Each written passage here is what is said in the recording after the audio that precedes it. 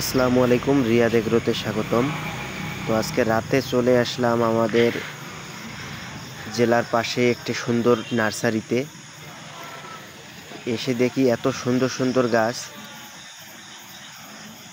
দেখতে পাচ্ছেন। একটা মালটা গাছ এসে দেখতেছি, অনেক সুন্দর মালটা গাছটি।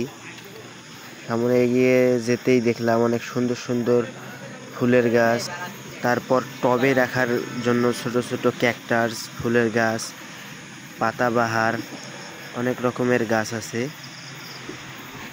তো আমরা একটু ভিতরের দিকে ঢোকার সাথেই দেখি অনেক অনেক সুন্দর গেটের জন্য ফুল এবং সৌন্দর্যময় গাছ দেখতে পাচ্ছি। কিন্তু আরও একটু ভিতরে ঢুকেই দেখি সামনে একটি মাধবীলতা গাছ। উনি বলল এটার নাম নাকি মাধবীলতা, কিন্তু এটার ঘ্রাণ এতই সুন্দর যে বলে বোঝাতে পারবো না। মানে ফুলগুলো দেখতেও অনেক সুন্দর, আর ঘ্রাণ তো অনেক সুন্দরই। তাই সবাই মিলে একটা করে ছবি তুললাম। দেখতে পাচ্ছেন গাছটি অনেক সুন্দর, মাধবীলতা গাছ বলছে উনি নামটি।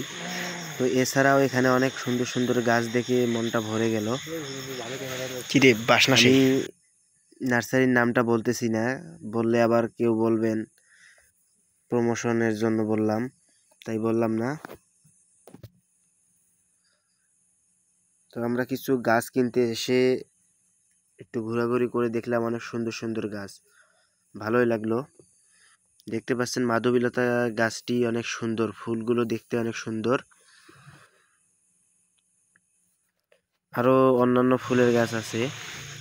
এবার চলে গেলাম আমরা কিছু মালটা গাছ, তারপর পাতাবাহারের গাছের দিকে।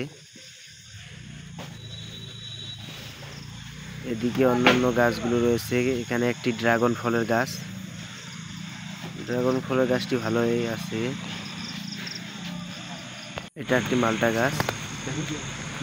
তো এটা একটু ডালিম গাছ, বেদানা যেটাকে বলি আমরা।